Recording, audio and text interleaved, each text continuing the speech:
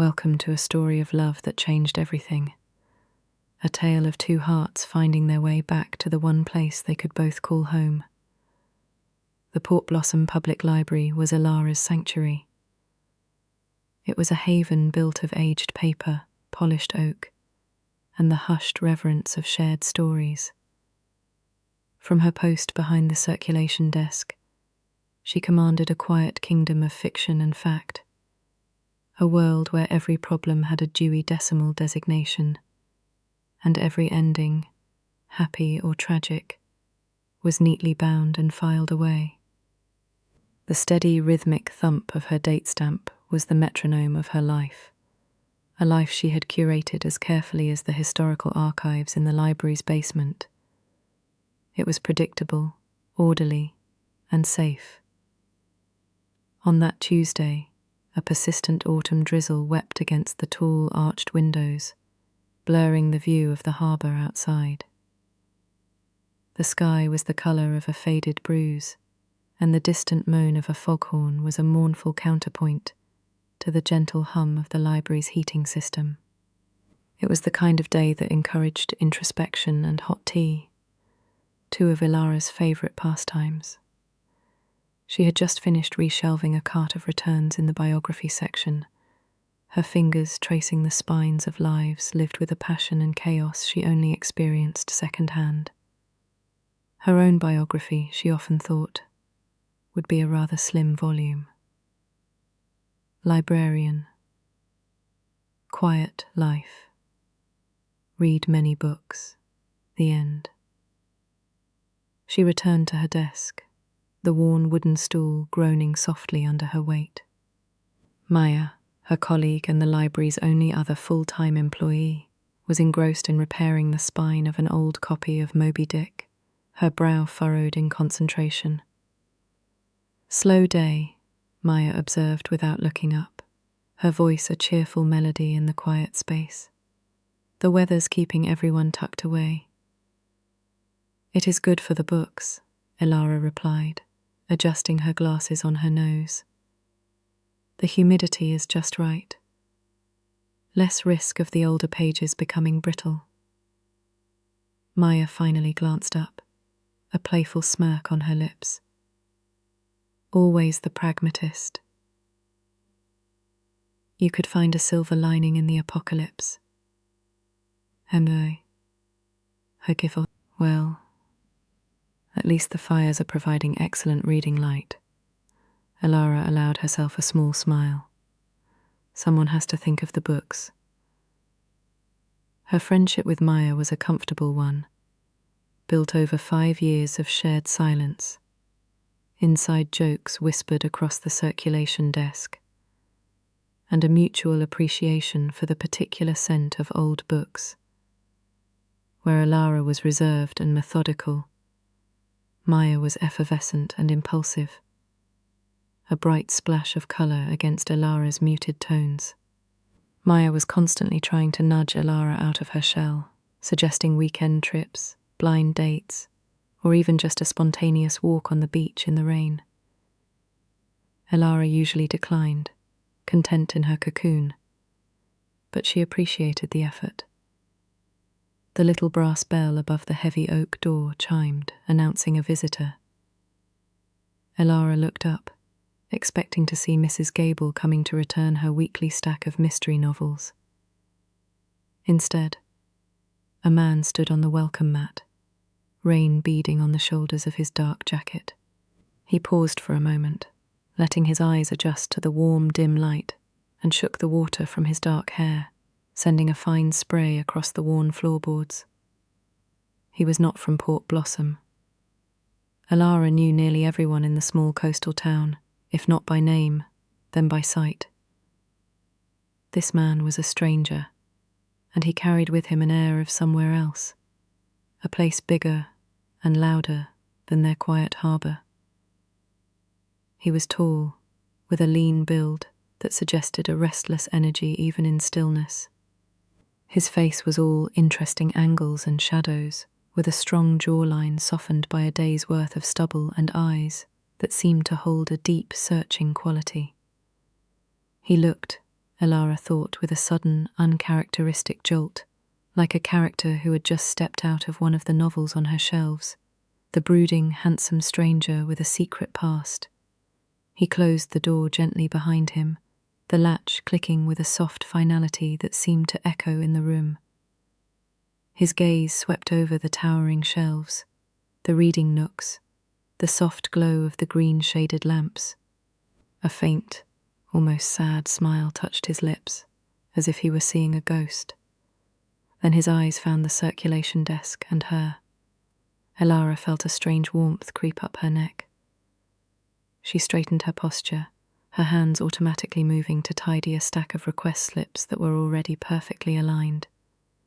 It was a nervous habit, her need to impose order on the world when her inner landscape felt suddenly chaotic. The man walked towards the desk, his footsteps quiet on the scuffed wooden floor. He moved with an easy grace, a subtle confidence that felt entirely out of place among the dusty shelves.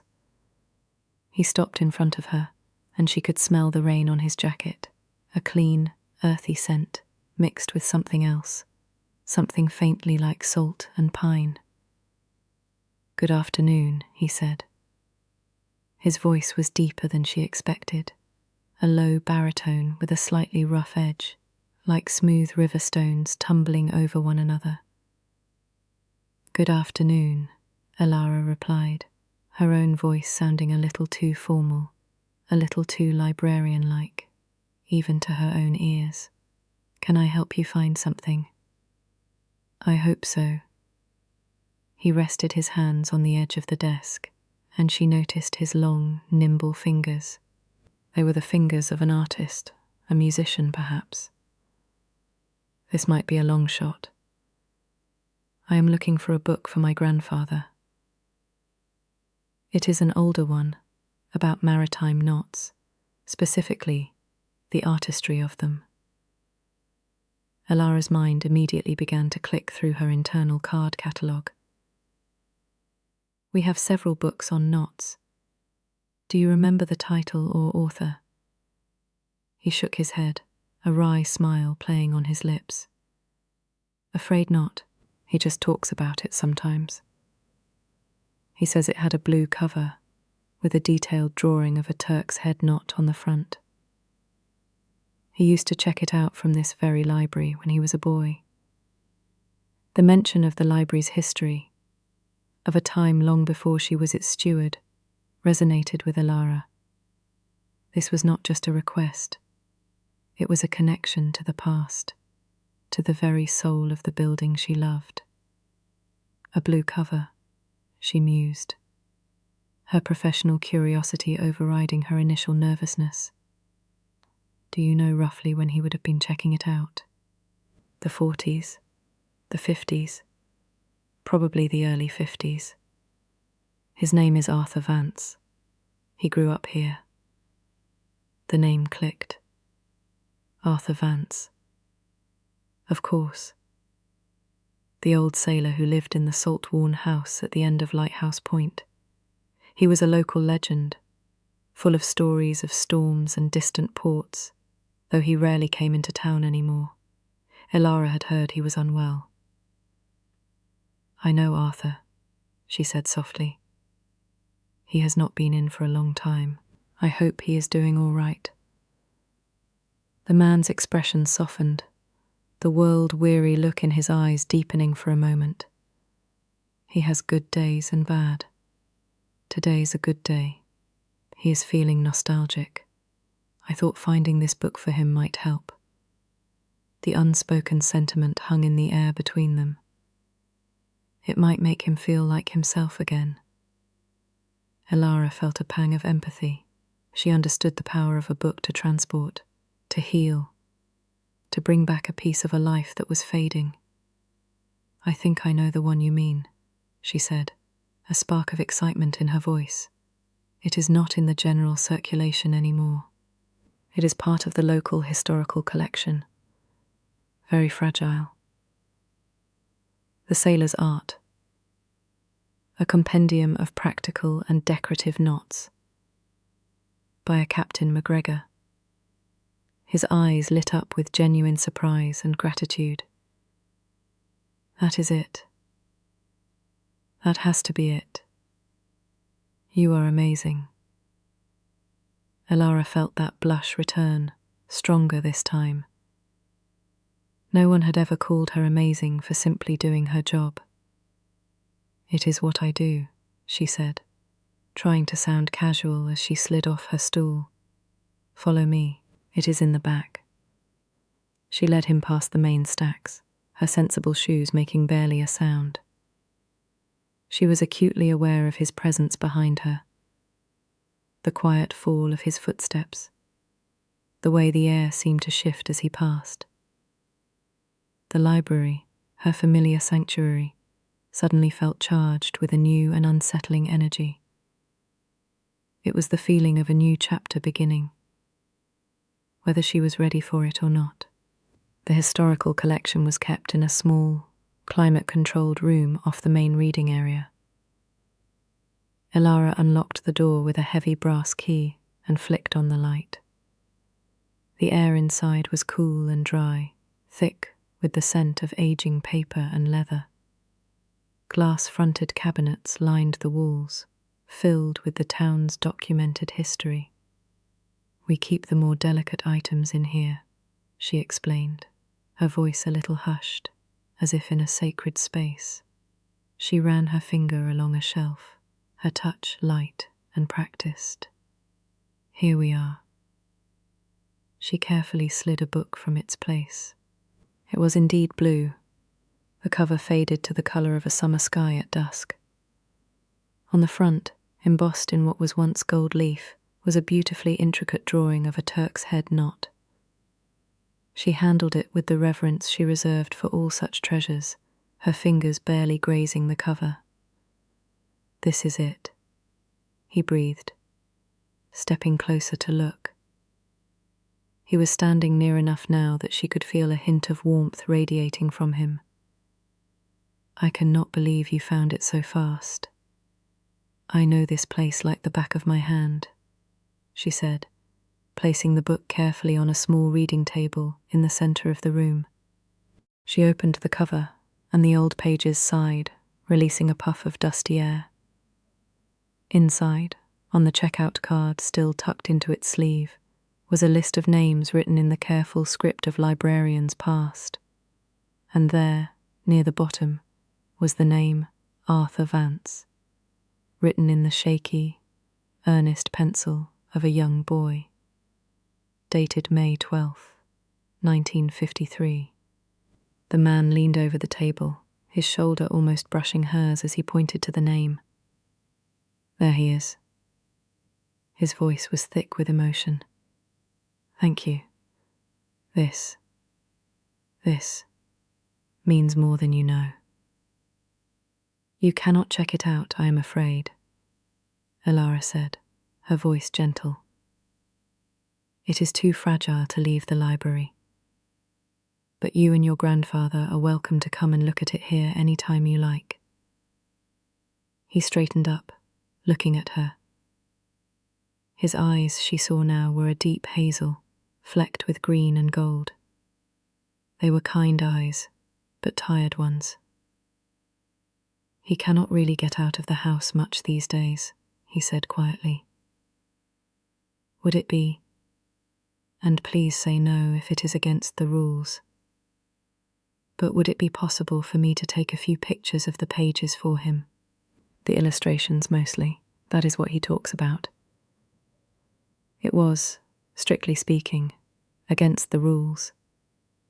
The flash from a camera could damage the delicate ink. But looking at his face, at the earnest plea in his eyes, Elara found the rules suddenly felt flexible. She saw a grandson trying to give his grandfather a piece of his childhood back. No flash, she said, making a decision that felt both small and significant. Use the natural light. It should be enough. A genuine, heart-stoppingly beautiful smile spread across his face, transforming his serious features. It was like the sun breaking through the clouds on a stormy day. Thank you, Really. I am Julian, by the way. Julian Vance. He extended his hand. Elara hesitated for a fraction of a second before placing her own in his. His grip was firm and warm, his skin slightly calloused. A strange electric current seemed to pass between them, a silent acknowledgement that this was more than just a transaction between a librarian and a patron. Elara, she said, her name feeling foreign on her own tongue. Elara Finch. Elara, he repeated, and the way he said it made it sound like poetry. It is a pleasure to meet you, Elara Finch. He held her hand for a moment longer than was strictly necessary before letting it go. Elara's fingers tingled where he had touched them. She busied herself by propping the book open to a page with a particularly beautiful illustration of a nautical knot, a small, unnecessary gesture to give her hands something to do. Julian took out his phone and began to take careful, deliberate photos of the pages, his movements precise and respectful of the book's fragility. Elara watched him, ostensibly to ensure he followed the rules, but really because she found herself unable to look away. He was a study in contrasts, the worldly air and the gentle reverence, the melancholy in his eyes and the sudden, brilliant warmth of his smile. "So you are Arthur's grandson," she said, breaking the comfortable silence. "Are you staying in Port Blossom for long?"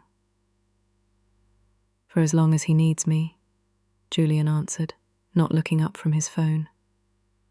"I grew up here too, or at least I spent my summers here. The place looks exactly the same." "That is Port Blossom's specialty," Elara said with a small laugh. "We are very good at staying the same." "Some people might see that as a bad thing," he said, finally looking up at her. "I am starting to think it might be a blessing."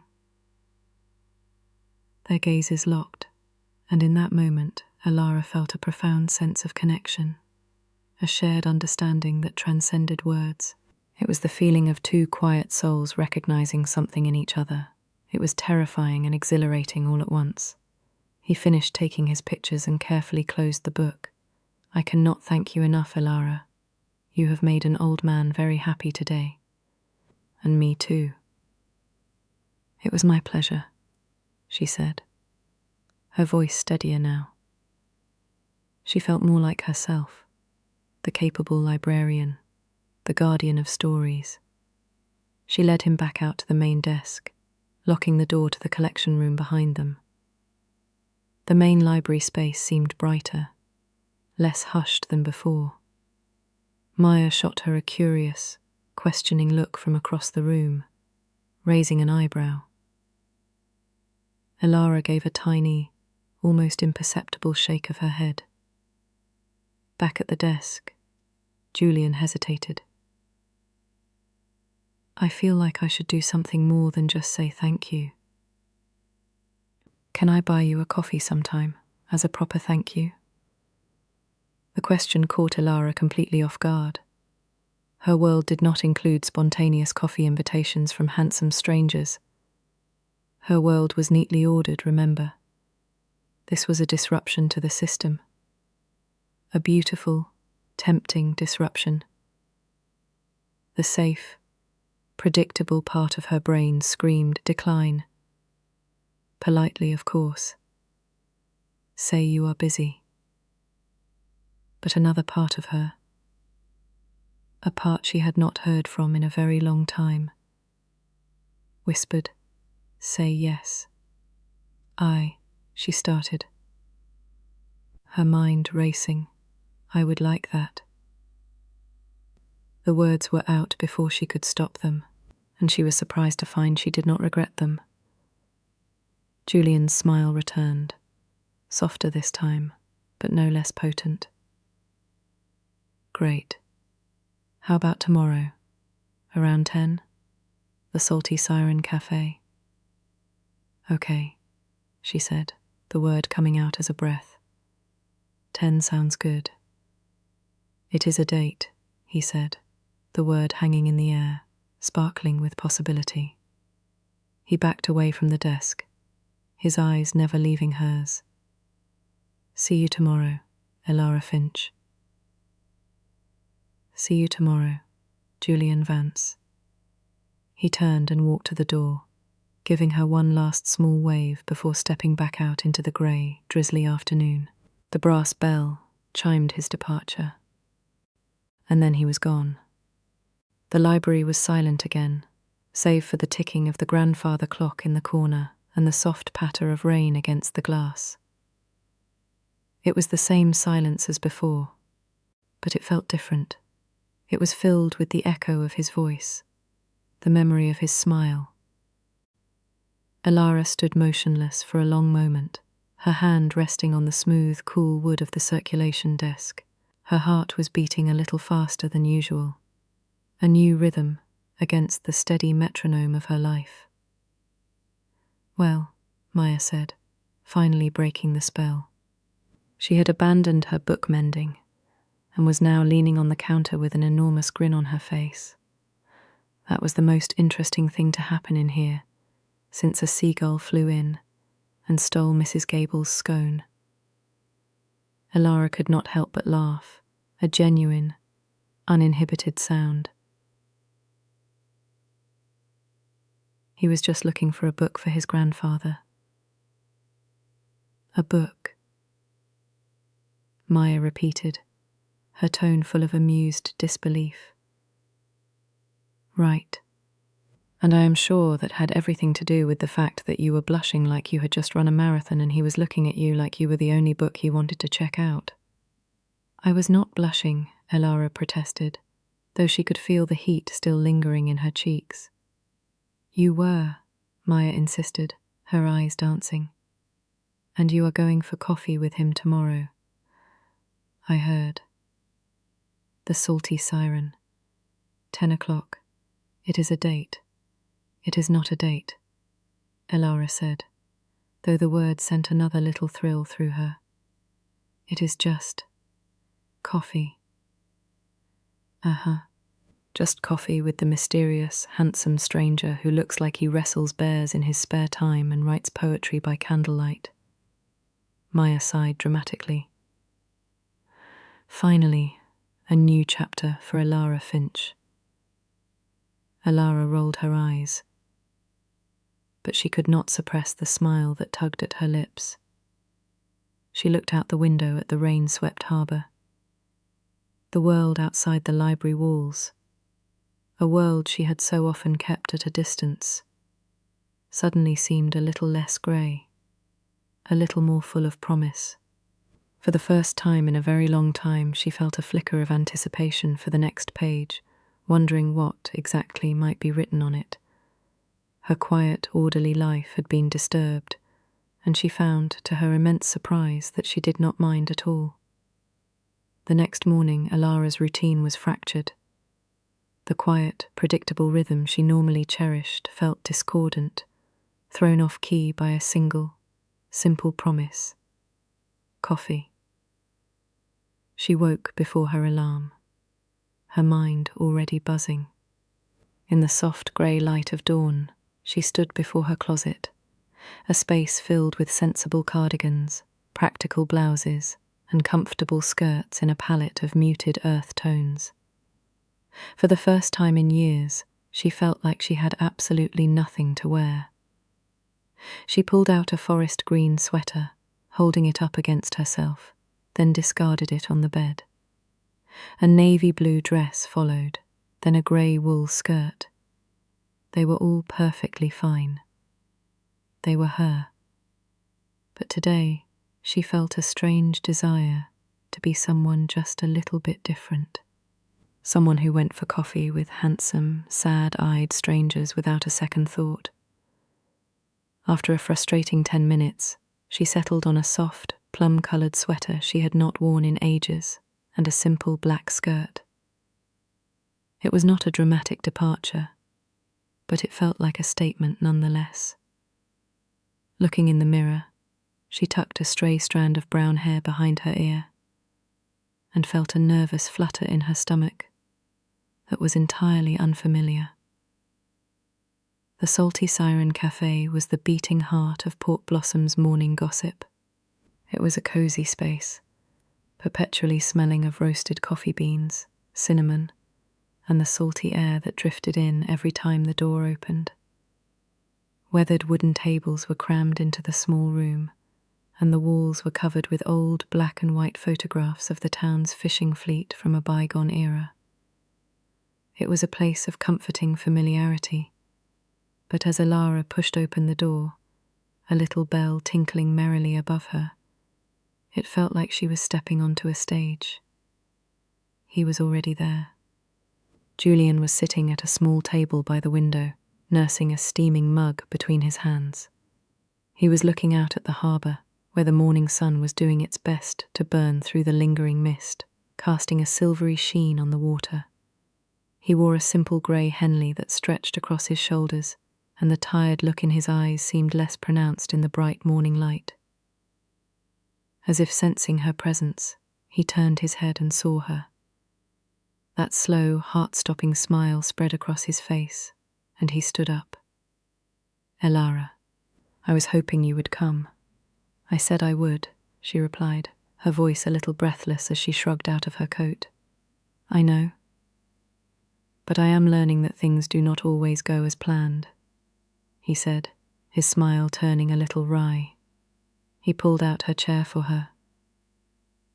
It was a simple, old-fashioned gesture, but it sent another one of those pleasant, unsettling jolts through her. "Thank you," she murmured, sliding into the seat. "Sorry if I am late." "You are not. You are perfect." He said it casually, as if commenting on the weather, and immediately picked up the menu, saving her from having to formulate a response. "What can I get you?" Their lattes are surprisingly good for a place that looks like it runs on black coffee and fishermen's tales. "A latte sounds lovely," she said, grateful for the moment to compose herself. When the waitress, a cheerful teenager named Chloe, had taken their order, a comfortable silence settled between them. It was not awkward, but filled with a kind of quiet anticipation. Elara busied herself by adding a packet of sugar to her coffee when it arrived, stirring it with more concentration than was strictly necessary. "My grandfather loved the pictures," Julian said, breaking the silence. His voice was soft, drawing her attention back to him. He held the phone and just stared at them for the longest time. He started telling me about Captain McGregor, the author. He said he was a crusty old sea dog with a parrot that swore in 3 languages. "I think you brought back a piece of his youth yesterday. So, thank you again for bending the rules for a stranger."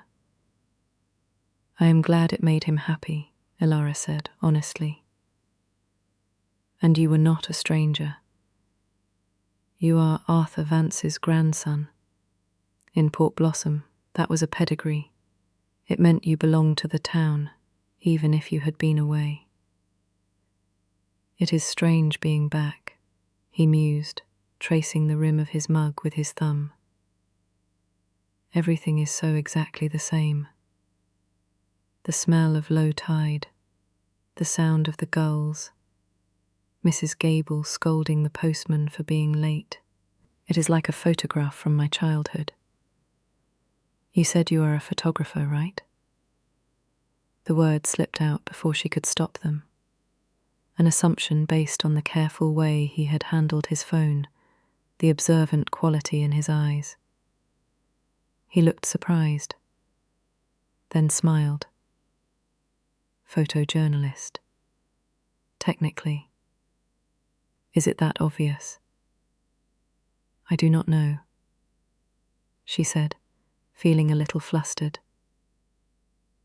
"It was just a guess. You seem like someone who pays attention to details." "It is my job," he said. I go to places that are loud, chaotic, full of sharp edges. I try to find the quiet stories in the middle of all the noise. He paused, his gaze turning serious. Coming back here, it is like the volume on the whole world has been turned down. All I can hear is the quiet. Elara understood that feeling perfectly. The quiet was her native language. Is that a good thing or a bad thing? I am still trying to figure that out, he admitted. So, what about you, Elara Finch?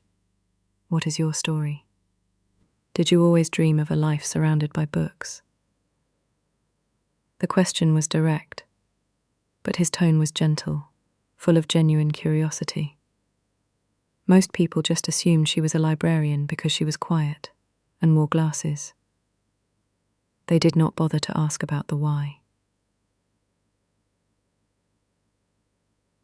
I suppose I did, she said, thinking back. My mother was a librarian here too. This building has felt like home for as long as I can remember. I love that it is a place where everyone is welcome, and every story matters. It is not just about books. It is about connection. Helping someone find a recipe that reminds them of their grandmother, or giving a kid their very first library card and watching their eyes light up. It is a small world, but it feels important.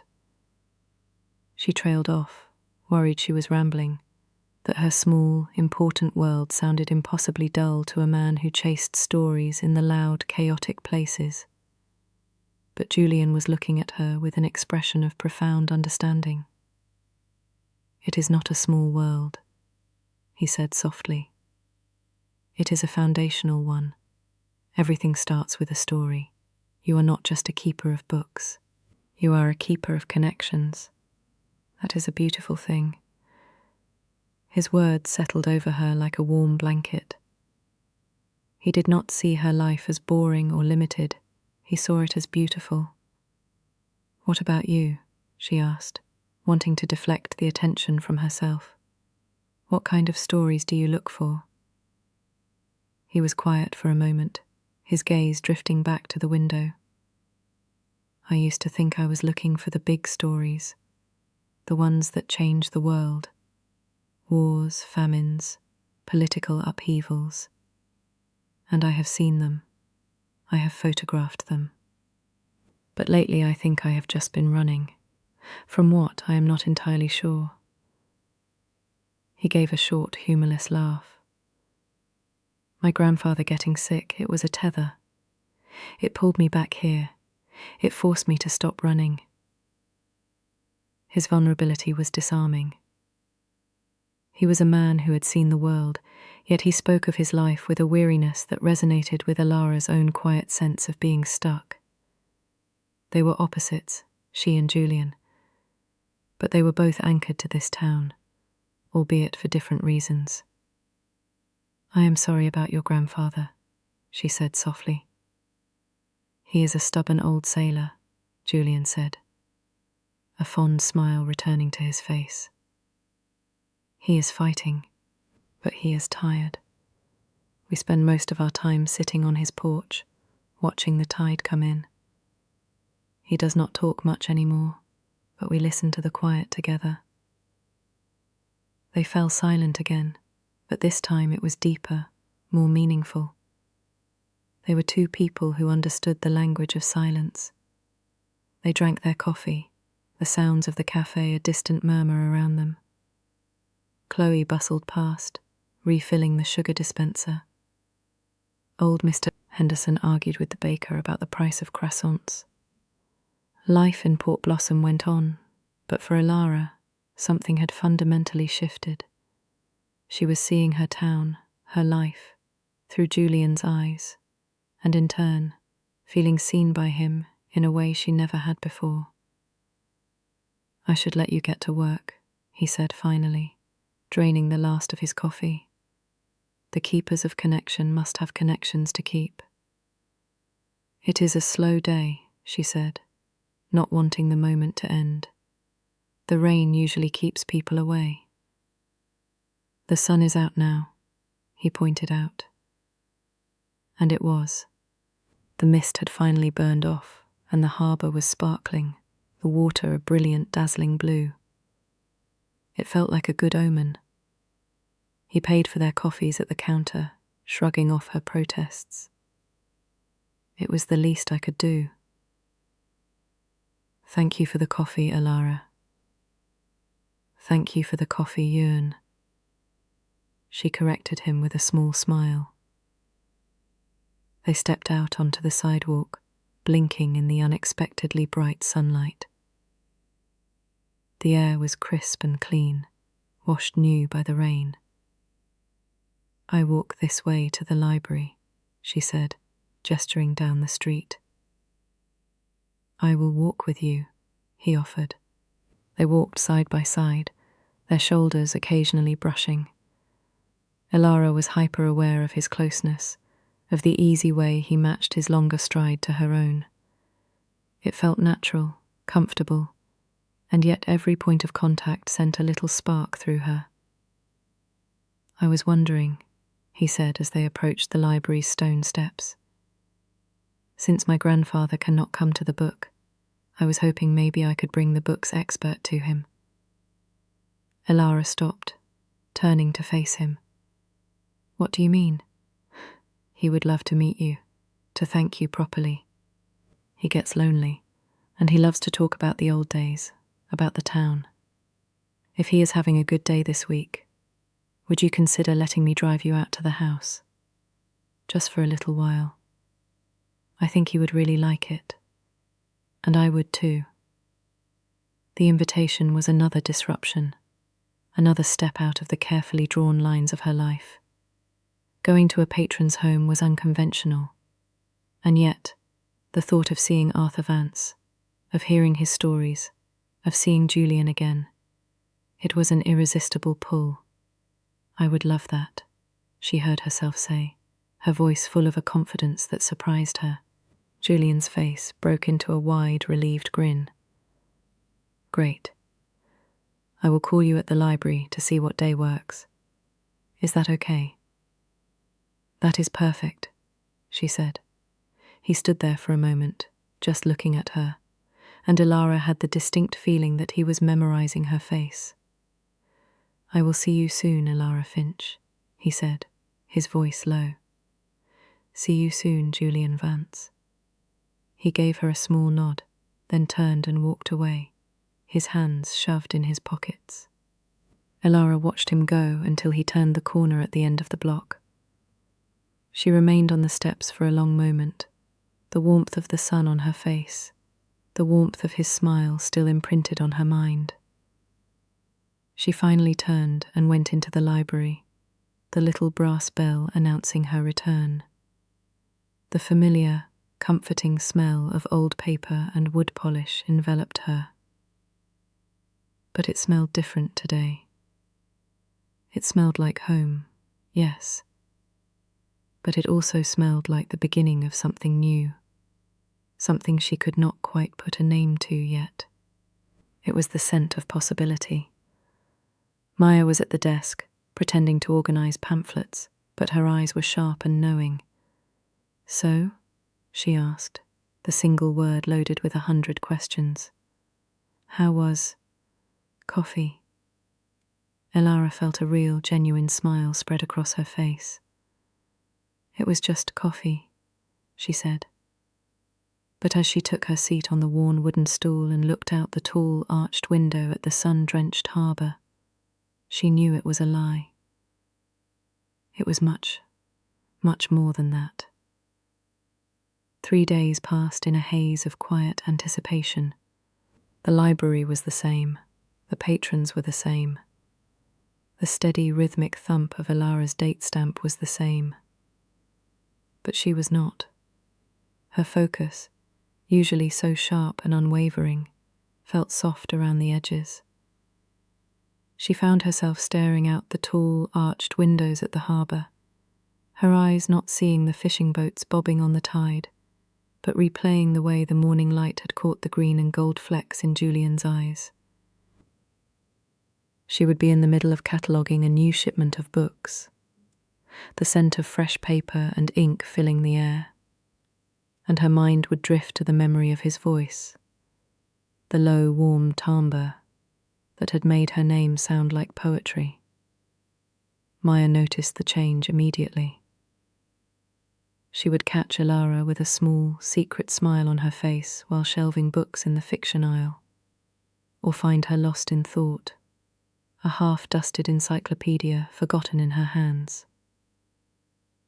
"You have got that far-away look," Maya commented on Thursday afternoon, leaning against the circulation desk while Elara tried to reconcile the day's finds. "It is the same look Mrs. Gable gets when she is deep into one of her romance novels, the one with the shirtless pirate on the cover." Elara felt a blush creep up her neck. "I am just thinking about a certain photojournalist, I would wager," Maya said with a knowing grin. "Has he called?"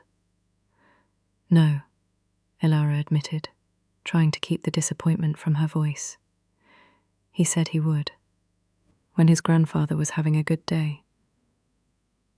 "Well, I hope Arthur Vance feels like running a marathon tomorrow then," Maya said. "This waiting is killing me." "And you are alphabetizing the return slips by the author's middle initial. That is a sure sign of romantic distress." Elara looked down at the slips in her hand and realized Maya was right. She sighed, a sound that was half frustration, half hopeful flutter. Maybe it had been a mistake. Maybe it was just coffee after all. A simple thank you that she had foolishly spun into something more in the quiet chambers of her heart. She was a librarian. She lived in a world of stories. Perhaps she had simply tried to write herself into a chapter that did not exist. She was just about to give up hope for the day when the old black telephone on the desk rang, its shrill, old-fashioned burring cutting through the library's hush. Maya shot her a wide-eyed, expectant look. Elara's heart gave a nervous leap.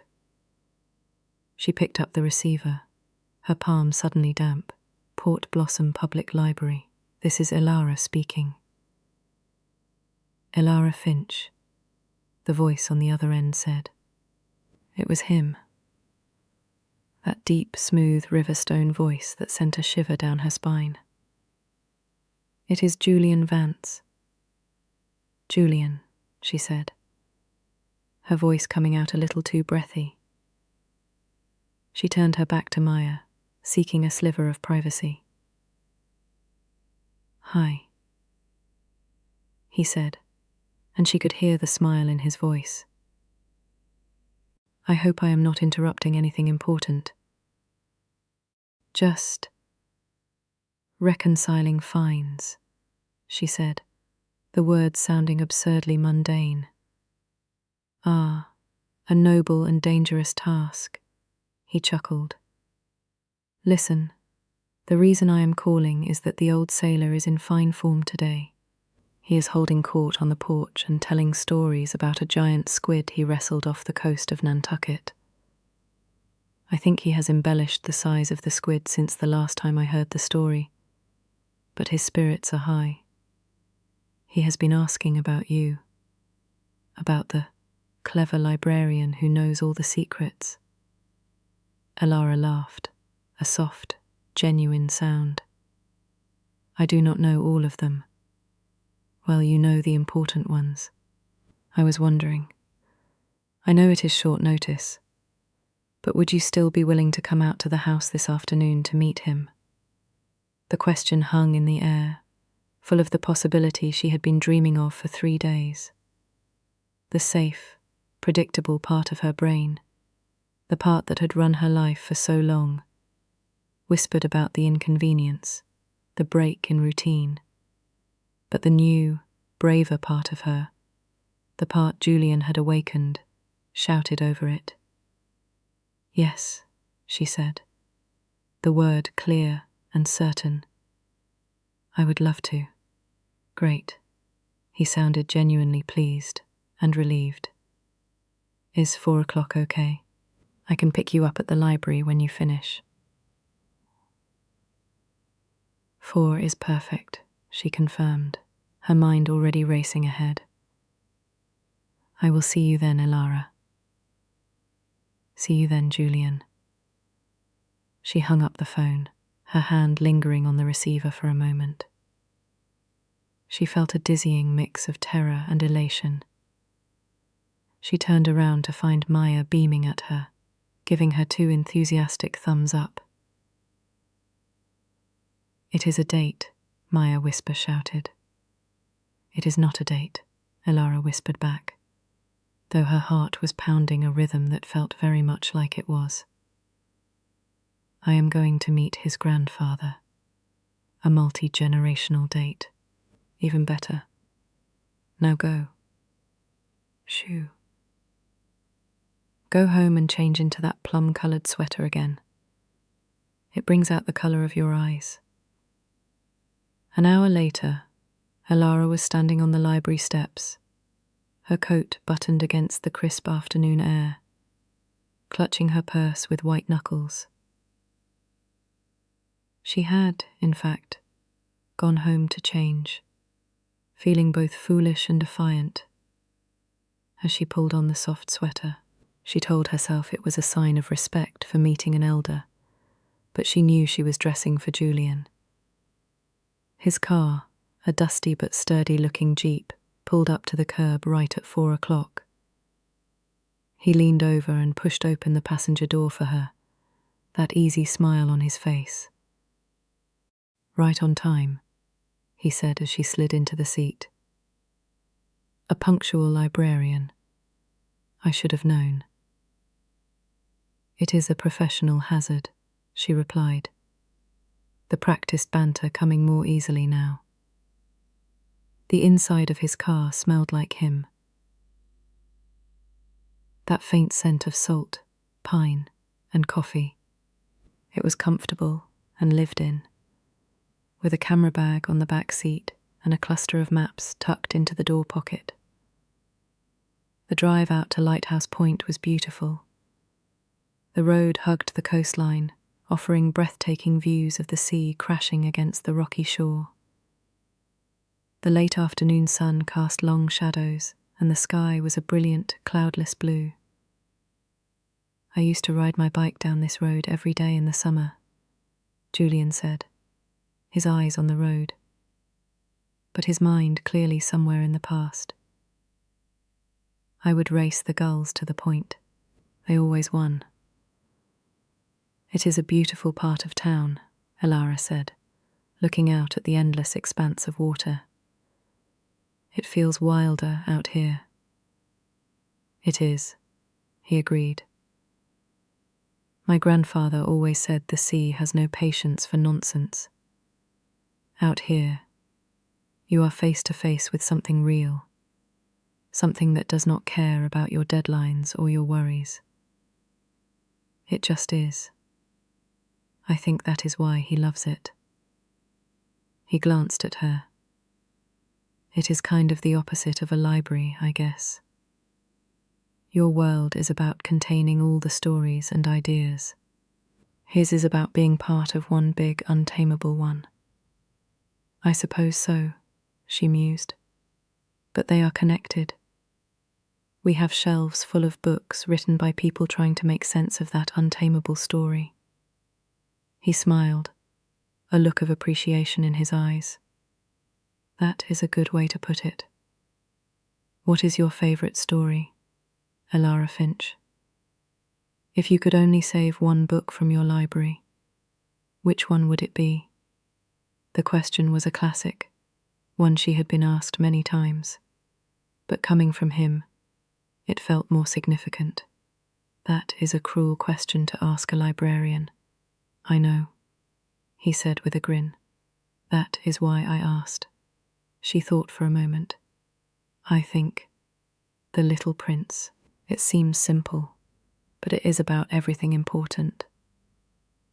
Love, loss, responsibility, and seeing with your heart. It is a book for children that adults need to read the most. He nodded slowly, considering her answer. Seeing with your heart. I like that. My job is about seeing with my eyes. But sometimes I think I miss the most important things. And what is the most interesting place your eyes have ever seen? She asked, turning his question back on him. He was quiet for a long moment, navigating a sharp curve in the road. I spent a month in a tiny village in the Andes. The people there had so little by our standards. No electricity, no running water, but they had this profound sense of community. They would spend their evenings telling stories that had been passed down for generations, weaving history and myth together. Their faces, when they told those stories, they were more alive than anyone I have ever seen.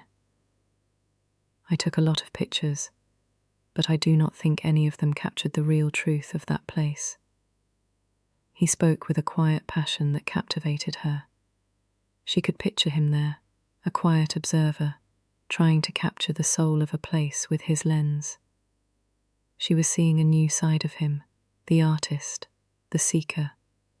They turned onto a gravel driveway, and Elara saw the house. It was a classic New England salt box, its grey shingles bleached nearly white by the sun and salt spray. A wide porch wrapped around the front, furnished with 2 sturdy rocking chairs that faced the sea.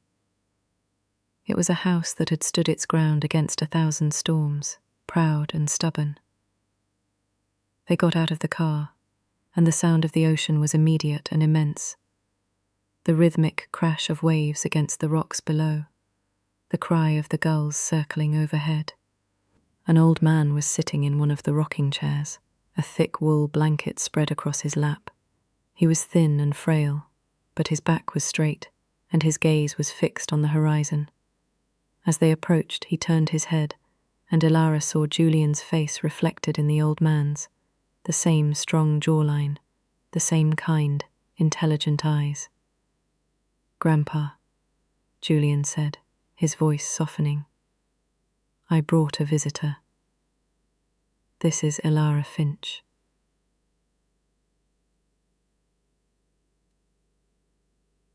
Arthur Vance's weathered face broke into a genuine, heartfelt smile.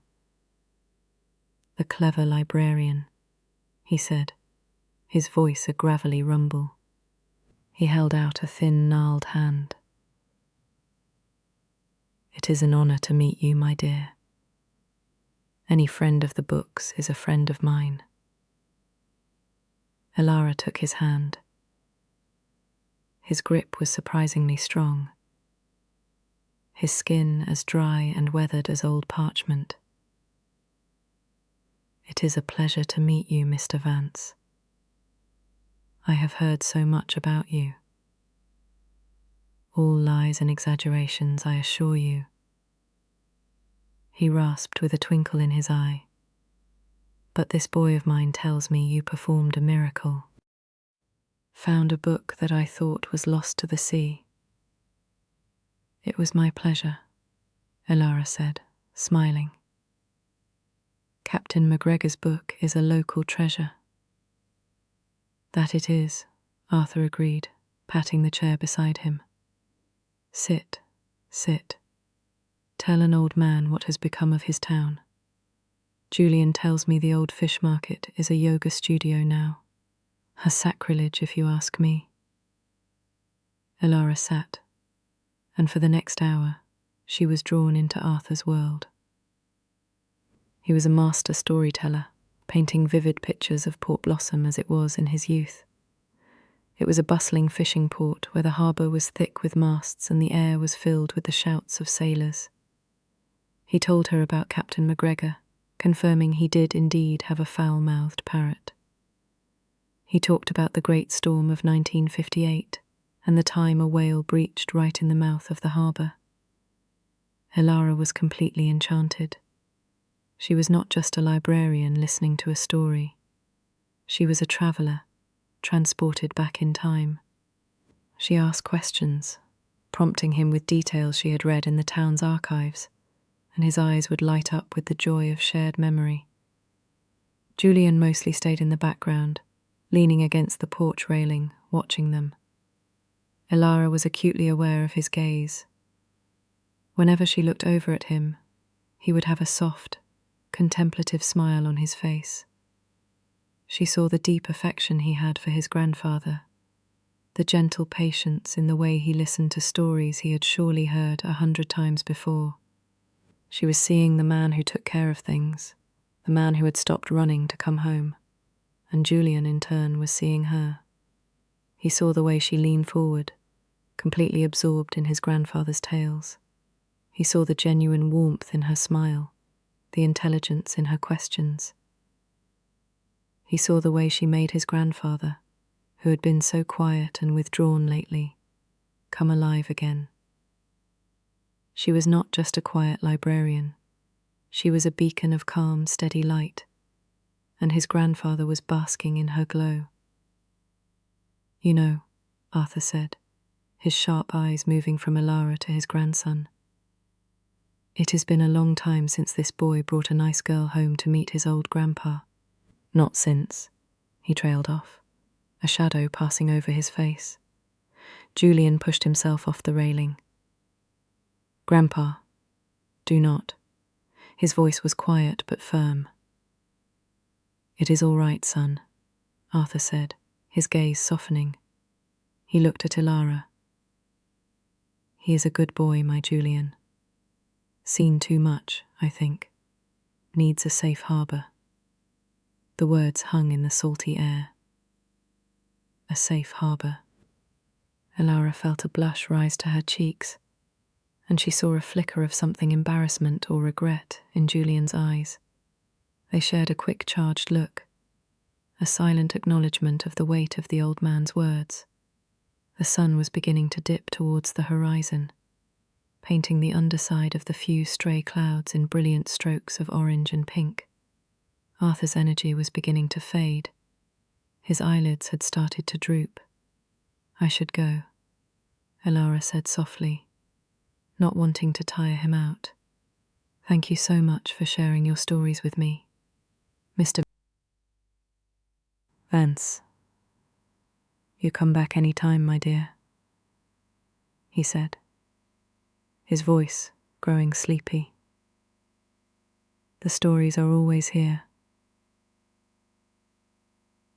Julian gently helped his grandfather to his feet and led him inside. He returned a few minutes later, running a hand through his dark hair. "I am sorry about that," he said, his gaze fixed on the spectacular sunset. "He gets sentimental. His memory comes and goes. But the feelings are always right there on the surface. Do not apologize," Elara said sincerely. "He is wonderful. And he is right. You are a good boy, Julian Vance." He finally looked at her, and the setting sun illuminated his face, casting his sharp features in a soft golden light. He gave her a small, sad smile. "I try to be."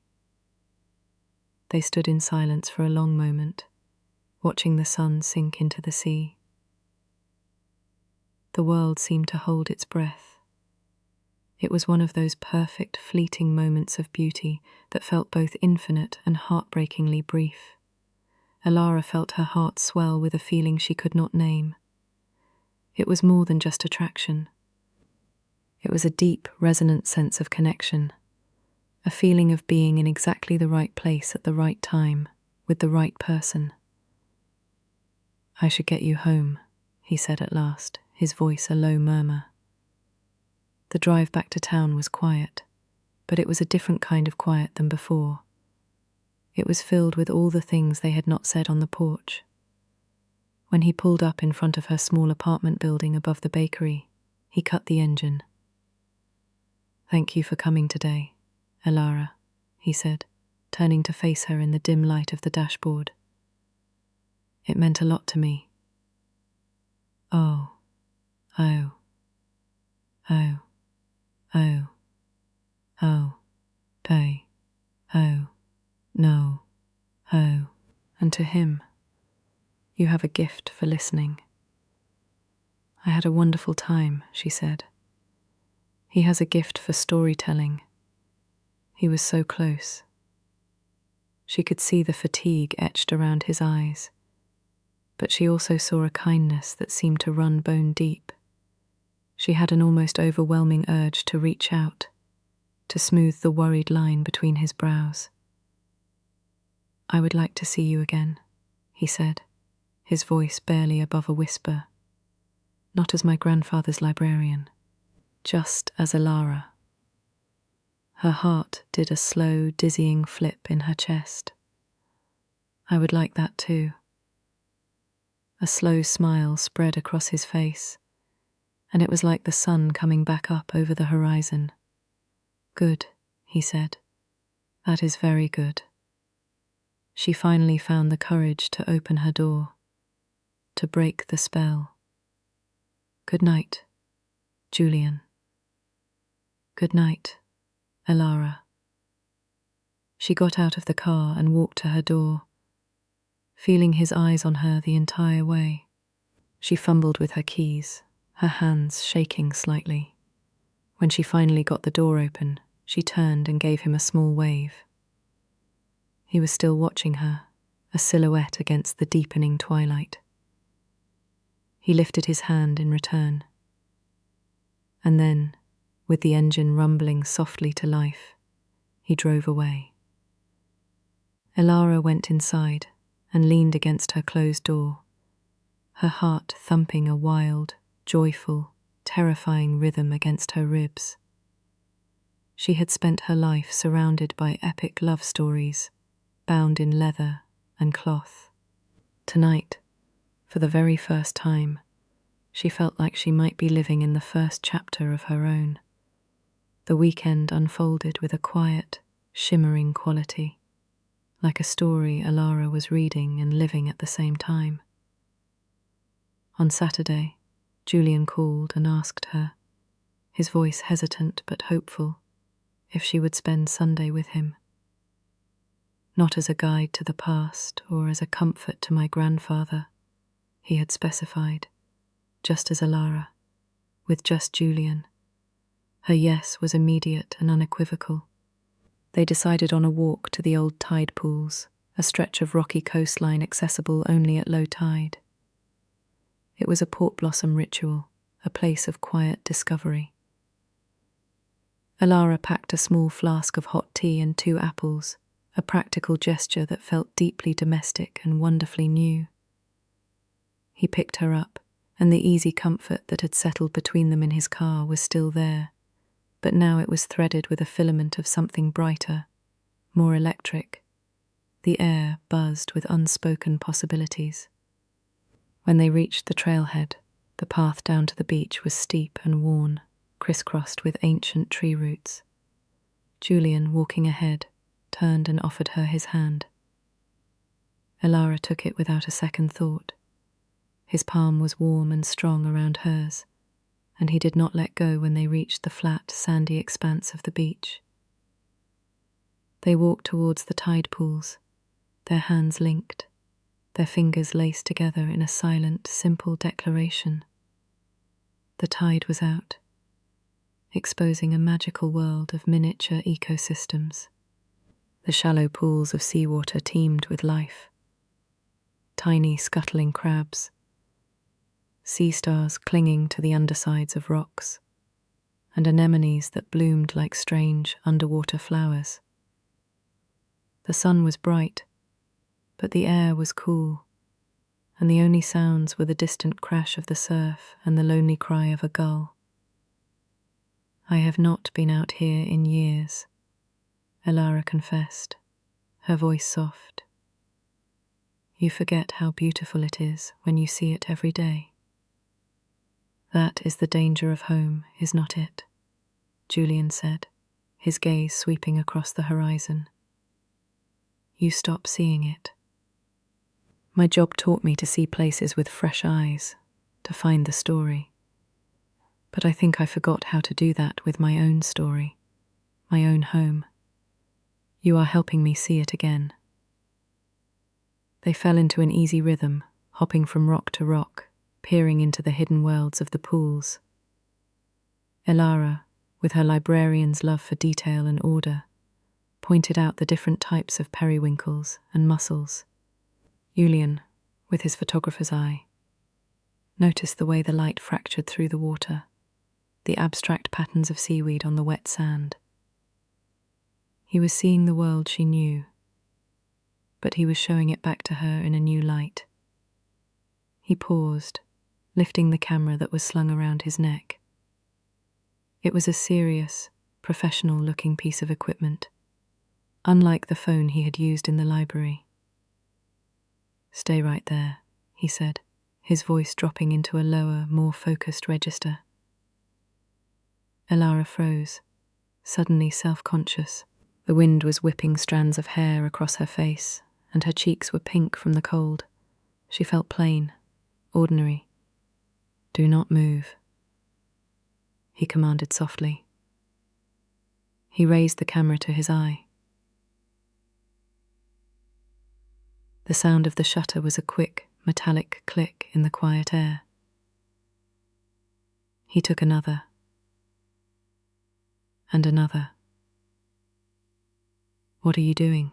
she asked, a nervous laugh in her voice. He lowered the camera, a slow, serious smile on his face. "I am trying to see with my heart," he said, echoing her words from their drive. "And I think I am getting the shot." In that moment, under his warm, appreciative gaze, Elara did not feel plain. She felt seen. She felt beautiful. They found a large, flat rock, warmed by the sun, and sat down, huddling close together for warmth.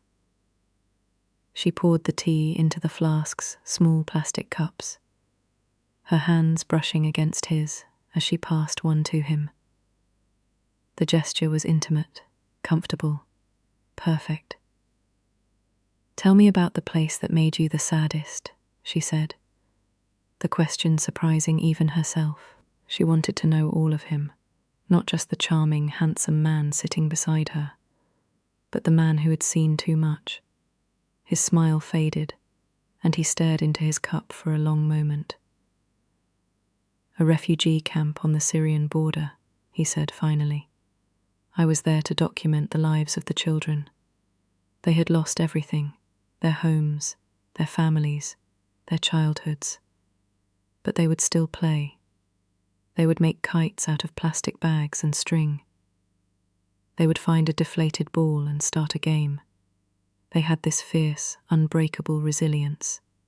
That is what made me sad. The fact that they had to be so strong. A child should not have to be that strong." He fell silent, and Elara felt a profound ache for him, for the things he carried.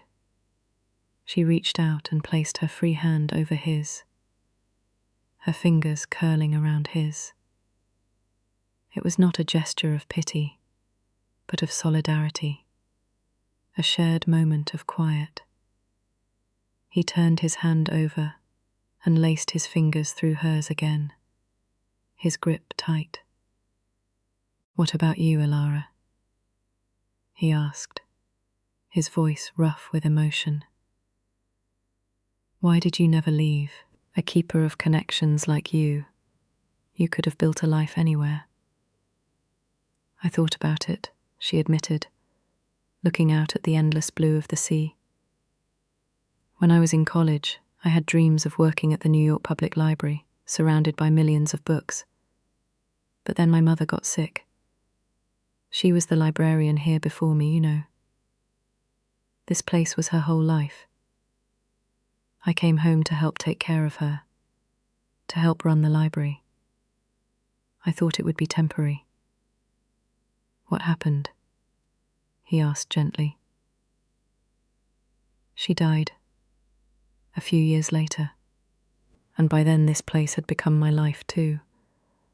I felt a responsibility to her, to the library. Leaving felt like a betrayal. I was scared, I think. This world, inside the library walls, is safe. It is predictable.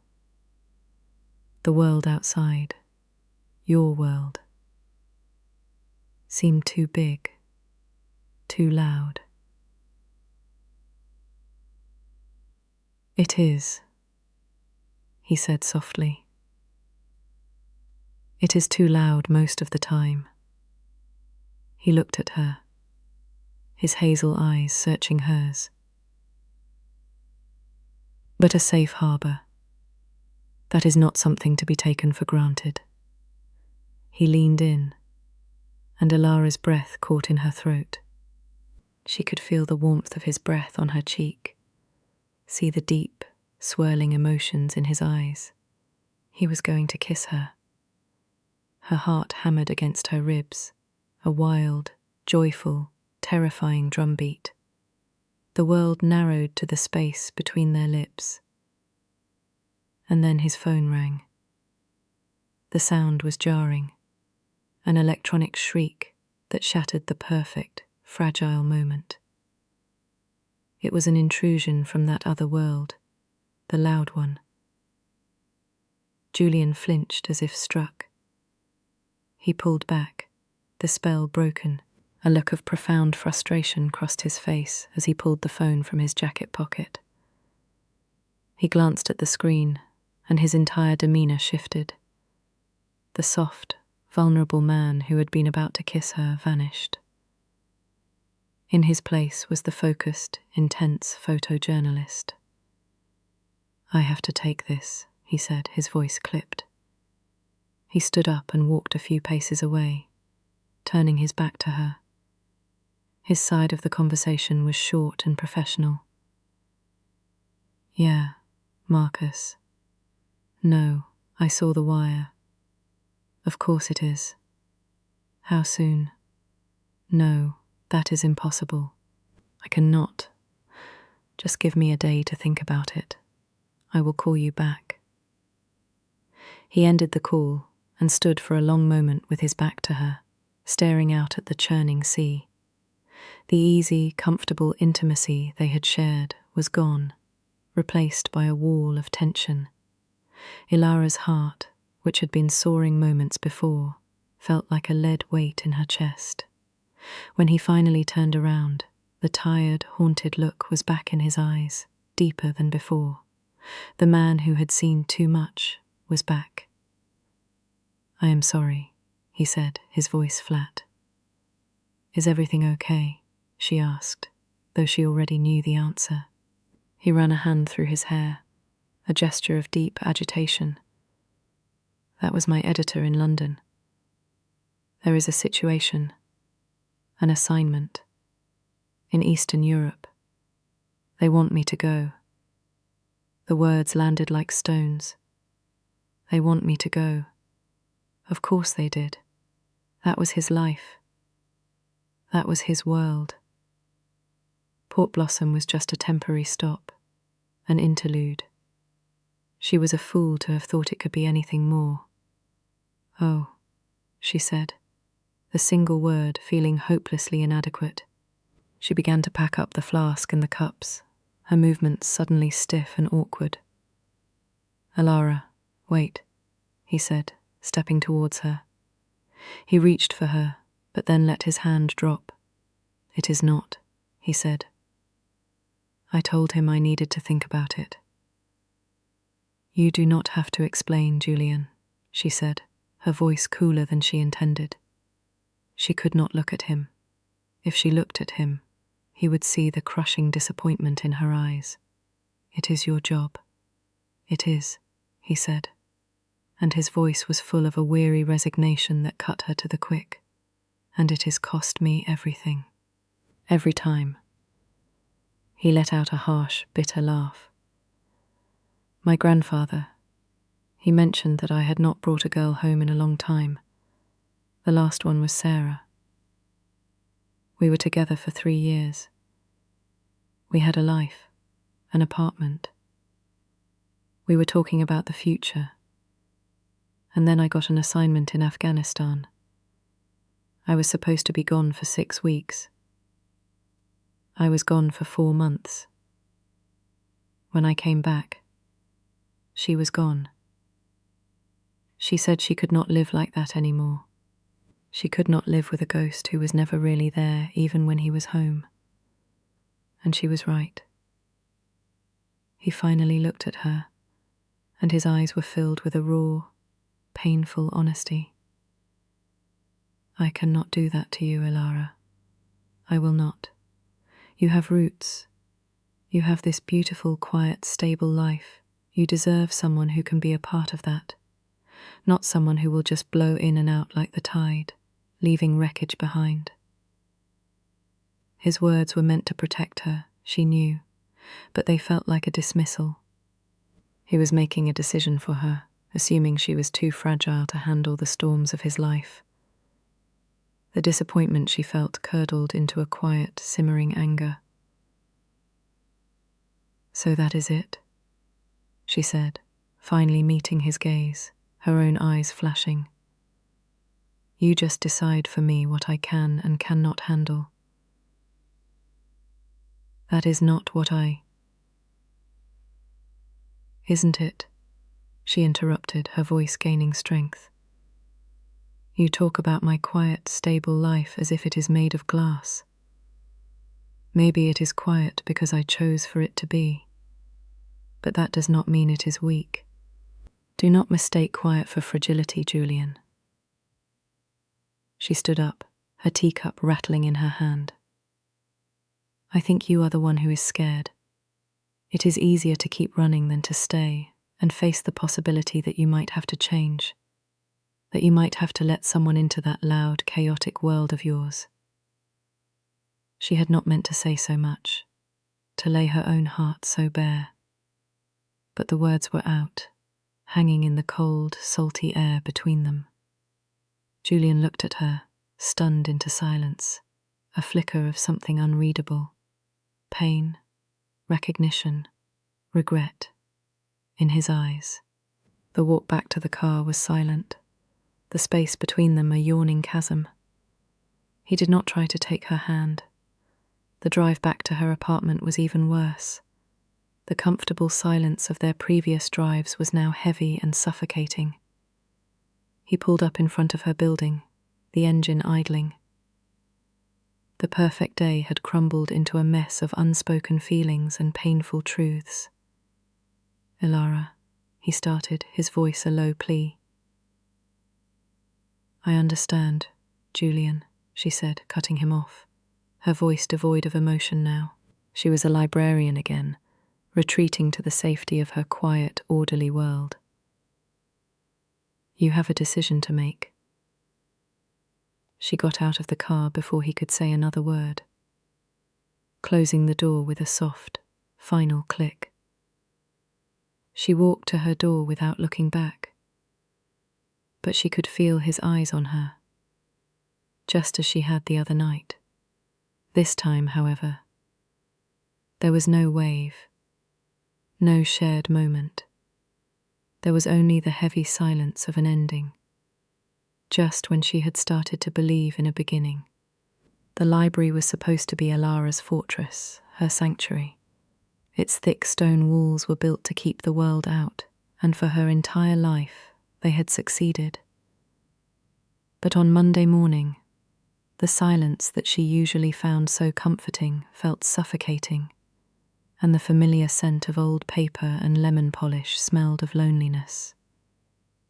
The quiet was no longer a peaceful hum. It was a roaring void where the sound of Julian's voice should have been. She moved through her tasks with a brittle, mechanical efficiency. The date stamp came down on the book cards with a sharp, punitive thud. She reshelved returns with an aggressive precision, the spines of the books perfectly aligned, a neat, orderly row of silent soldiers. She was rebuilding her walls, brick by painful brick. Maya watched her from the circulation desk, her expression a mixture of concern and pity. She tried, once, to breach the defences. "Tough weekend?" she asked gently, while Elara was sorting through interlibrary loan requests. "It was fine," Elara said, her eyes fixed on the paper in her hands. Her voice was flat, devoid of all emotion. "We went for a walk. The tide went out, and then it came back in. That is all." The metaphor hung in the air between them, sharp and clear. Maya, wise enough to know when a door was closed, simply nodded and went back to her work, leaving Elara to the cold comfort of her routine.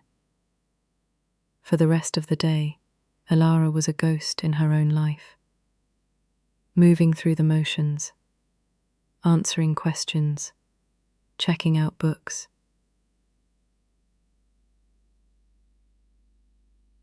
But she was not really there. Her heart was on a rocky beach, trapped in the shattered moment before a kiss, her mind replaying Julian's words of dismissal. "You have roots. You have this beautiful, quiet, stable life. I cannot do that to you." He had seen her life as a delicate, glass-blown thing, something he, with his sharp, chaotic edges, would inevitably break. He had not seen her at all. The anger she had felt on the beach had cooled into a deep, hollow ache of being misunderstood. Meanwhile, in the old saltbox house on Lighthouse Point, Julian was trapped in a different kind of silence. The assignment in Eastern Europe was a siren song, a call back to a life he understood, a life of movement and purpose, where he could hide behind his camera and document the emotions of others without having to feel his own. It was the escape hatch he had always taken. However, for the first time, he did not want to escape. He sat on the porch, his professional camera resting on the table beside him. It felt alien, a heavy, useless weight. Inside, he could hear the television murmuring, his grandfather watching an old black and white movie. The sound was a fragile thread of normalcy in a world that felt completely off kilter. He picked up the camera and switched it on, his thumb automatically scrolling through the images he had taken the day before. And then he saw them. The pictures of Elara. He had captured her in a dozen moments. Her head tilted, listening intently to the sound of the sea. A small, thoughtful smile playing on her lips as she peered into a tide pool, and the one he had taken right after telling her he was trying to see with his heart. Eddie. In that photo, the wind was in her hair. Her eyes were looking directly at him, and they were not fragile. They were clear, intelligent, and full of a quiet, formidable strength. He zoomed in, studying her expression. He saw the woman who had faced him down and called him a coward. He saw the woman whose life was not made of glass, but of solid, deeply rooted oak. Do not mistake quiet for fragility. Her words echoed in his mind, and the truth of them hit him with the force of a physical blow. He had been the fragile one. He had spent years building a persona, the tough, world-weary journalist who was strong enough to face down the worst of humanity, but it was all a lie. He was a coward, just as she had said. He ran from intimacy, from connection, from the terrifying possibility of having something to lose. Sarah had not left him because of his job. She had left because he had never truly let her in. Never made her feel more important than the next assignment, the next escape. He was doing it again. He was about to make the exact same mistake. He put the camera down, the decision crystallizing in his mind, hard and clear. He had to fix this. He had to go to her, find the words, make her understand. He was just about to stand up, to grab his keys and drive to the library, when a loud, crashing thud came from inside the house, followed by his grandfather's thin, reedy cry of pain. "Julian!" Julian's heart seized. He burst through the door and into the living room. Arthur was on the floor, tangled in the legs of a small end table, his face ashen, his breath coming in ragged gasps. "Grandpa." Julian was at his side in an instant, his mind a frantic, buzzing panic. "What happened? Are you hurt?" "My leg," Arthur wheezed, his eyes clouded with pain and confusion. I think it is broken." The next hour was a blur of controlled chaos. The paramedics arrived, their movements calm and efficient. They stabilized Arthur's leg, their voices low and reassuring. Julian answered their questions in a daze, his hands shaking, his mind struggling to process the sudden violent shift in his world. He rode in the ambulance, holding his grandfather's gnarled hand, listening to the old man's disjointed, pain-fueled ramblings. At the small Port Blossom Community Hospital, the world shrank to the size of a sterile, beige waiting room. Julian paced the linoleum floors, the scent of antiseptic burning his nostrils. A doctor came out and confirmed it. A badly fractured hip. Arthur would need surgery. Given his age and his frail health, it was a serious, high-risk procedure. Julian sat with his head in his hands, the weight of it all crushing him. The assignment, London, Eastern Europe, it all seemed like a story from another lifetime. His world was here now, in this cold, quiet hospital, with the man who had raised him lying broken in a room down the hall. He had never felt so utterly, completely alone. And then, a name surfaced in the fog of his fear and despair. Elara. He thought of her quiet strength, her steady presence. He remembered the way she had listened to his grandfather, the way she had made the old man's eyes light up. It was a selfish, desperate impulse, but he needed that calm, steady light now. He needed a safe harbour in the middle of this storm. He pulled out his phone, his thumb hovering over her name. He had no right to call her, not after the way he had hurt her. He had no right to pull her into this chaos. But he did it anyway. He pressed the button. The old black phone at the library rang, its sound ripping through Elara's carefully constructed composure. She stared at it, her heart stopping. She knew, with a certainty that defied logic, that it was him. She let it ring 3 times before Maya, with a pointed look, gestured for her to pick it up. Elara took a deep, shaky breath and lifted the receiver. Port Blossom Library. Elara. His voice was strained, cracked, a raw nerve of sound. It was nothing like the smooth, confident voice she knew. "It is Julian. Julian," she said, her own voice barely a whisper. All the anger, all the hurt, dissolved in an instant, replaced by a surge of pure, undiluted concern. "What is wrong? You sound—" "It is my grandfather," he said, the words tumbling out in a rush. "He fell. He broke his hip. We are at the hospital. He is going into surgery, and I am sorry. I should not have called you. I did not know who else to call." He sounded lost, a man adrift on a dark sea.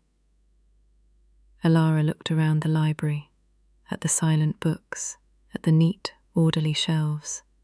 For her entire life this had been her definition of safety, but she realized in that moment that safety was not about walls. It was about showing up, It was about being the person someone calls when their world is falling apart. "Where are you?" she asked, her voice clear and strong. "Port Blossom Community Hospital," he said. "I will be right there." She hung up the phone. She looked at Maya, who had been listening with undisguised curiosity. "I have to go," Elara said, grabbing her coat and her purse. "Is everything okay?" Maya asked, her face etched with worry. "No," Elara said, her hand on the heavy oak door. "But it is going to be." She walked out of the library and did not look back. When she walked into the hospital waiting room 20 minutes later, she found Julian slumped in a hard plastic chair, staring at the floor. He looked wrecked. His hair was disheveled, his face was pale, and his eyes were hollow. He looked up as she approached, and a wave of something relief, guilt, gratitude washed over his face. He stood up. "Elara, you came. You called," she said simply, as if it were the most obvious thing in the world. He took a step towards her, then stopped, his hands clenched at his sides. "I am so sorry. About yesterday. About everything. I was a fool." "We can talk about that later," she said, her voice soft but firm. She reached out and, for the first time, initiated the contact, placing her hand on his arm. His muscles were tense, coiled like a spring. "Right now, just tell me what is happening." He sagged with relief at her touch, and the story poured out of him.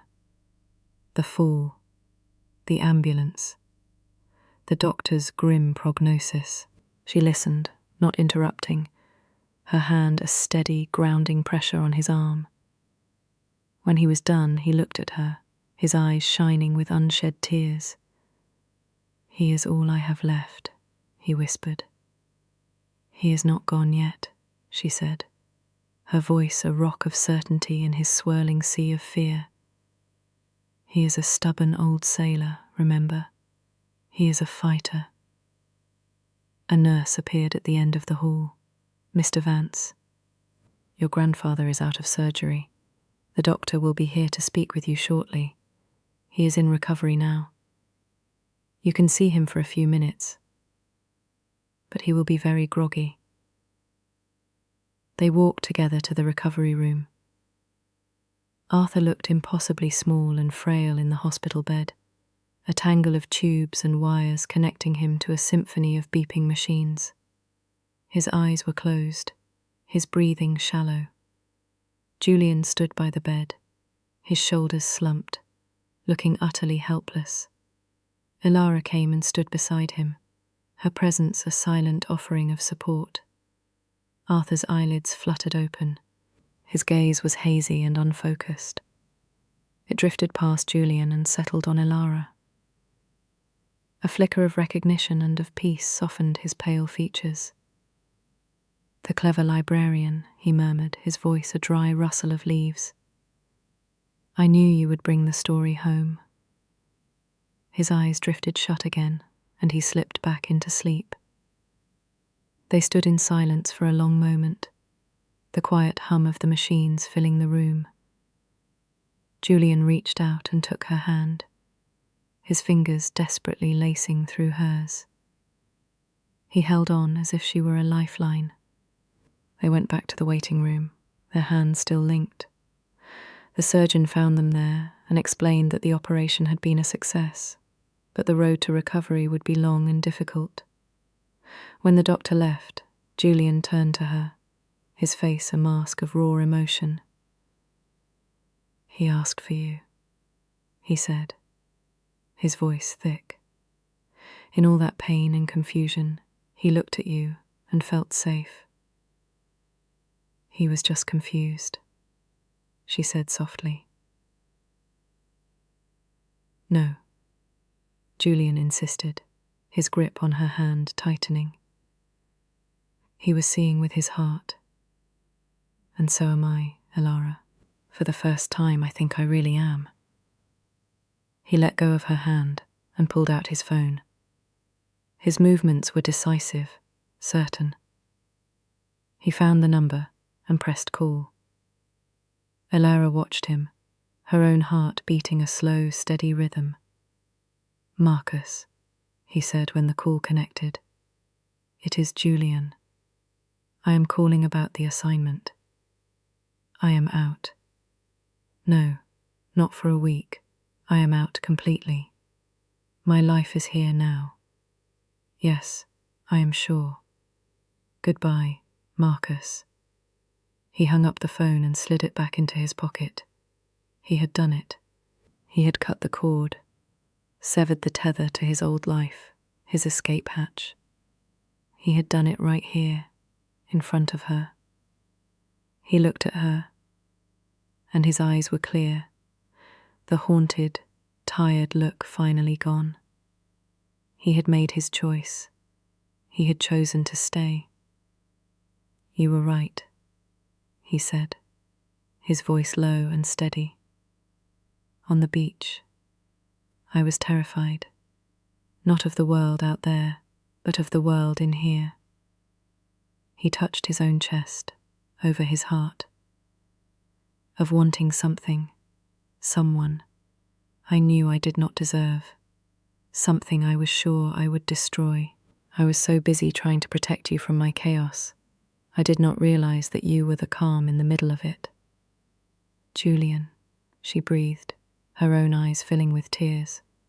"I do not want to run anymore, Elara," he said, taking a step closer, cupping her face in his hands. His touch was gentle, reverent. "I want to stay. I want to build a life here, with you, if you will let me, if you are not too scared of my loud, chaotic world." "Do not mistake quiet for fragility," she whispered, her own words coming back to her. She leaned into his touch, a silent, complete surrender. "I am not scared." He searched her eyes, and what he found there must have been the answer he was looking for. A slow, beautiful smile spread across his face, and then he lowered his head, and finally, kissed her. It was not a desperate, frantic kiss. It was a kiss of homecoming. It was gentle and deep and full of all the words they had not been able to say. It was a promise. In the sterile, impersonal quiet of the hospital waiting room, surrounded by the scent of antiseptic and the fear of loss, it was the most profoundly alive, life-affirming thing Elara had ever felt. It was the end of one story and the beginning of a much better one. 3 months later, the world had softened. The harsh, brittle light of winter had given way to the pale, hopeful gold of early spring. A gentle thaw had set in, not just on the frosted window panes of Port Blossom, but in the quiet corners of their lives. The Saltbox house on Lighthouse Point had become Elara's second home. She spent most of her evenings there now, the rhythm of her life recalibrating to include the steady beat of the ocean and the slow, determined recovery of Arthur Vance. He was sitting in his usual rocking chair on the porch, a thick quilt over his legs, his weathered face turned towards the sea. He was thinner, more frail, and he walked with a careful, deliberate slowness, but the sharp, intelligent light had returned to his eyes. The fall had taken a toll on his body, but not his spirit. Elara sat in the chair beside him, a well-worn copy of Moby-Dick open in her lap. She was reading aloud, her voice a calm, steady current in the quiet afternoon, rising and falling with the prose. She had discovered that Arthur loved being read to. that it helped him drift away from the persistent ache in his hip and back into the grand adventures of his memory. To the last I grapple with thee, from hell's heart I stab at thee, for hate's sake I spit my last breath at thee, she read, her voice full of the captain's mad defiance. Arthur let out a low, rumbling chuckle. Stubborn old fool, that Ahab, he rasped. Reminds me of myself. You are much more charming than Captain Ahab, Elara said, closing the book and marking her page. That is a matter of opinion, he said with a twinkle in his eye. The clever librarian is good for an old man's ego. I will give her that. He looked at her, his expression turning serious and fond. It is good to have you here, my dear. This house was getting too quiet, too full of ghosts. I like it here, she said. And the simple truth of the words filled her with a profound sense of peace. The sound of Julian's jeep crunching on the gravel driveway announced his return. Elara's heart gave a familiar, happy leap. It was a feeling she was still getting used to this simple, uncomplicated joy at the sight of him. He came up the porch steps, his camera bag slung over his shoulder, a smudge of dirt on his cheek, and a contented, weary look in his eyes. He leaned down and kissed the top of his grandfather's head, then came over to Elara and gave her a slow, lingering kiss that tasted of salt and wind. "How are my two favourite storytellers?" he asked, his voice a low, warm murmur against her lips. "Your grandfather was just comparing himself to Captain Ahab," Elara said, smiling up at him. "He's got the stubbornness down," Julian agreed, pulling up a small stool and sitting between them. "Did you get what you needed?" she asked. "I think so," he said, his face lighting up with a quiet passion she had come to adore. "I spent the afternoon with old Silas Marner down at the docks." The man's hands alone could tell 1,000 stories, every scar, every callus. He let me photograph them while he was mending his nets. Julian had not picked up another assignment. He had not even looked. The call to his editor had been a clean break, a final, definitive act. Instead, he had found a new project, a new purpose. He was creating a book, a collection of portraits and stories he was calling Port Blossom, a safe harbour. It was a love letter to the town he had run from for so long, a way of finally, truly seeing his home. He would spend his days with the fishermen and the boat builders, the shopkeepers and the farmers, listening to their stories, capturing the truth of their lives with his lens. And in the evenings he would come home to Elara and his grandfather, and the three of them would sit at the kitchen table, piecing the stories together. Elara, with her librarian's knowledge of the town archives, would provide the history, the context. Arthur, with his deep well of memory, would provide the colour, the anecdotes. Julian, with his artist's eye, would weave it all together. His life, once a blur of departure lounges and foreign datelines, now had a steady, grounding rhythm. He was no longer a ghost in his own home. He was an architect, carefully, lovingly, building a life. Later, after they had settled Arthur in for a nap, Julian took Elara's hand. "Come on," he said. "Walk with me." They followed the narrow path along the cliff's edge, the sea churning and spraying a fine mist into the air below them. The sun was starting to dip lower in the sky, and the light was thick and golden. They walked in a comfortable silence, their hands linked, their shoulders occasionally brushing. This was their time, a quiet space carved out of the day that belonged only to them. "I got the first proofs back from the printer today," he said, breaking the silence. "Are they any good?" she asked. "They are okay," he said. with the practiced self-deprecation of an artist. "But there is one I wanted to show you." He stopped and reached into the inner pocket of his jacket, pulling out a small, flat cardboard mailer. He opened it carefully and handed her a thick, beautifully printed photograph. It was the picture he had taken of her at the tide pools. She was looking directly at the camera, her hair caught in the wind, the wild open sea behind her. He had captured her in perfect, startling clarity. He had captured the strength in her eyes, the quiet intelligence in her smile. He had captured the woman she had always hoped she was. "Julian," she breathed, her throat tight with emotion. "It is beautiful." "It is the first picture in the book," he said, his voice quiet and serious. "It is the frontispiece. Because the entire project, all of it, it started right here, with this, the moment I finally stopped looking with my eyes and started seeing with my heart." He took the photograph from her and set it down on a flat rock. Then he took both of her hands in his gaze intense, his hazel eyes full of a deep, unwavering love.